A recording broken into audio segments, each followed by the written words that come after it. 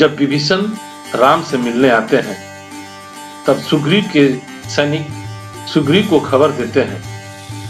तब सुग्रीव आते हैं और पूछते हैं, इस प्रकार रहस्यमय ढंग से आने वाले तुम लोग कौन हो और कहां से आए हो?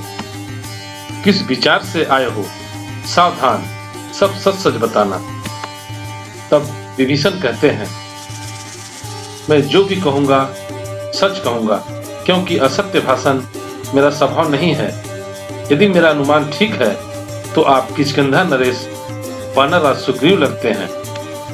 तब सुग्रीव कहते हैं, तुम्हारा अनुमान ठीक है, अब अपना परिचय दो। हे कपिराज, मेरा प्रणाम स्वीकार करें। मैं लंकापति रावण का छोटा भाई हूँ। मेरा नाम विभीषण है। जब से वे पंचवटी से देवी सीता को हर के लाए हैं, हमारे बीच मतभेद बढ़ता ही गया। मेरे ये बार बार कहने पर कि देवी सीता को सम्मान सहित लौटा दीजिए, उन्होंने मुझे बहुत सी कठोर बातें कहकर मेरा अपमान भी किया। इसी से मैं अपना घर बार छोड़कर श्री राम के शरण में आया हूँ। भगवान राम शरणागत वत्सल हैं। आप जाकर उन्हें निवेदन कीजिए कि विभीषण उनसे शरण मांगने आया है। तब सुग्रीव कहते हैं, अच्छी बात है, हम श्री राम तक आपका संदेश पहुंचा देते हैं। फिर सुग्रीव राम के पास पहुंचते हैं और उन्हें बताते हुए कहते हैं, रघुनाथ जी, अपने आप को लंका के राजा रावण का छोटा भाई बताने वाला एक असुर आया है, आपके शरण में आना चाहता है। यह कहकर वह आपके पास आने की आज्ञा चाहता है, परंतु वह शत्रु का भाई है। इस बात को गंभीरता से सोचना चाहिए कि उसको अपने शिविर में आने की आज्ञा दी जाए या नहीं। तब श्री राम कहते हैं, आप सबका इस बारे में क्या मत है? तब नील कहते हैं, संभव है रावण का कोई गुप्तचर हो। तब जामवंत कहते हैं, भाई हो या गुप्तचर, है तो हमारा शत्रु ही। इस मायावी राक्षसों का क्या भरोसा? शरण की बात कहकर हमारे दल में घुसकर अंदर ही अंदर हमारा अनिष्ट करें, हमारा विश्वास जीतकर हम लोगों पर ही प्रहार करें। तब अंगद कहते हैं, भगवान, हमें उसकी बातों में ना आकर उसे तुरंत बंदी बना लेना चाहिए। तब हनुमान जी कहते हैं, वानर राज, जिसके हृदय में कपट हो वह इस प्रकार खुल्लम खुल्ला सामने नहीं आता। उससे उसका परिचय पूछना चाहिए, वो कौन है, क्या नाम है उसका। तब सुग्रीव कहते हैं, विभीषण नाम बताया है उसने अपना। तब हनुमान जी कहते हैं, विभीषण? क्या विभीषण नाम बताया उसने? तब सुग्रीव कहते हैं, क्या शंका हो रही है नाम सुनकर? तब हनुमान जी कहते हैं, शंका के बादल छट गए विभीषण के नाम सुनकर। यदि वास्तव में वो विभीषण ही हैं तो। तब जामवंत कहते हैं, हनुमान, तुम ऐसे कह रहे हो? अपना स्वजन, अपना हितैषी हो वो नहीं सकता। आखिर वो रावण का भाई है, एक राक्षस है जो मनमाना रूप धारण कर सकता है। राक्षसों में अंतर्ध्यान होने की भी शक्ति होती है। वो अवसर पाकर हमारी बहुत हानि कर सकता है। तब हनुमान जी कहते हैं, राक्षस जाति का है इसलिए वह दुष्ट और दुर्जन है, यह मान लेना अन्याय है। कोई भी प्राणी जाति से अच्छा या बुरा नहीं होता, वो तो अपने कर्मों से अच्छा या बुरा होता है।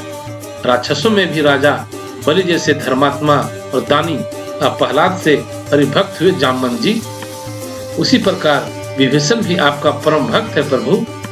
बल्कि सीता माता ने तो मुझे ये भी बताया था, अपनी बेटी के हाथ चोरी छिपे कभी कभी उन्हें भोजन भी भेजता रहता है। तब जामवंत कहते हैं, हो सकता है उस समय उसकी पुत्री ने सहानुभूति के कारण ऐसा किया हो, परंतु स्थिति आज दूसरी है। लंका में सब जानते होंगे इस समय श्री राम की सेना समुद्र के उस पार पहुंच गई है। इस समय विभीषण का भाई के बैरी के पास आने का ना तो उचित समय है और ना उचित स्थान। तब लक्ष्मण कहते हैं, जो संकट में अपने सहोदर भाई को छोड़ दे उसका तनिक सोच समझकर विश्वास करना चाहिए भैया। तब श्री राम कहते हैं, लक्ष्मण, लक्ष्मण और भरत जैसे भाई इस संसार में तो क्या तीनों लोकों में दुर्लभ है, अतः उनके मापदंड से सबको मापना उचित नहीं। वानर राज, आप सबके विचार में एकाग्रचित होकर सुन रहा था। अब आप सब मेरे विचार भी सुने, उसके पश्चात अपना निर्णय ले। संभव है विभीषण में कुछ दोष हो, उसके मन में कुछ दुराव भी हो, परंतु मेरा एक प्रण है कि जो शरण में आए उसे अभय दो। मित्रता की याचना करता हुआ कोई शरणार्थी बनकर आया है, उसे ठुकराना दोष है। दोषी को आश्रय देना, भले ही वो ठगने ही क्यों ना आया हो, सत्पुरुषों के लिए उचित है। ठगना पाप है, ठगे जाना नहीं। तब हनुमान जी कहते हैं, आपका निर्णय उत्तम है और धन्य है आपके आदर्श।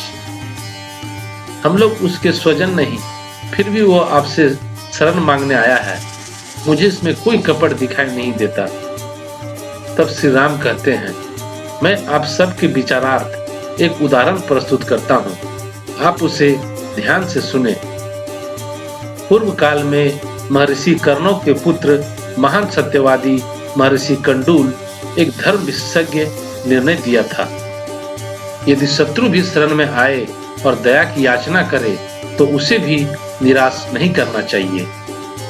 शत्रु दुखी हो, दुरात्मा, यदि वो विपक्षी के शरण में आ जाए तो निर्मल मन वाले श्रेष्ठ पुरुष को अपने प्राणों का मोह छोड़कर उसकी रक्षा करनी चाहिए। यदि वे ऐसा नहीं करते तो वे पाप के भागी होते हैं। शरणागत का त्याग स्वर्ग और सुयश की प्राप्ति को मिटा देता है। यदि शरण में आया हुआ प्राणी रक्षक के सामने नष्ट हो जाए तो वो उसके सारे पुण्यों को ले जाता है। मैं आज महर्षि कंडूल के उस यथार्थ और उत्तम वचन का पालन करूंगा। मैं तुम्हारा हूँ, यदि ऐसा कह के मेरी शरण में आया है तो उसे ग्रहण न करना महान अधर्म होगा। हे कपिश्रेष्ठ, ये तो विभीषण है। यदि स्वयं रावण भी शरणागत बन के आए तो भी मैं अपना प्रण निभाऊंगा, उसे शरण दूंगा। युवराज अंगद, उसे आदर के साथ मेरे पास ले आइए। विभीषण आते हैं और कहते हैं, हे देवताओं के रक्षक, मुझ में सारे अवगुण हैं। मेरा जन्म राक्षस कुल में हुआ है। मेरा शरीर तामसी वृत्ति का है, जिसके कारण स्वभाव से ही मुझे पापों से लगाव रहा है। ये सब होते आपके दर्शनों का भी पात्र नहीं, फिर भी आपकी यश गाथा सुनकर आपसे मिलने आया हूँ। प्रभु, आप शरणागत भयहारी हैं। जिसे आपकी शरण मिल जाए उसे जन्म और मृत्यु के भय से मुक्ति मिल जाती है। प्रभु, मुझे महाराज रावण ने अपमानित करके लंका से निकाल दिया है। मैंने उन्हें अधर्म और अनीति से बचाने के लिए इस बात पर जोर दिया था कि देवी सीता को सम्मान के साथ आपके पास पहुंचा दिया जाए और लंका तथा लंका के निर्दोष प्रजा को युद्ध के सहारे से बचाया जाए, परंतु वो किसी प्रकार नहीं माने। मैंने अपना मुकुट तक उनके चरणों में रख दिया, उन्होंने उसे भी ठोकर मारकर दूर फेंक दिया।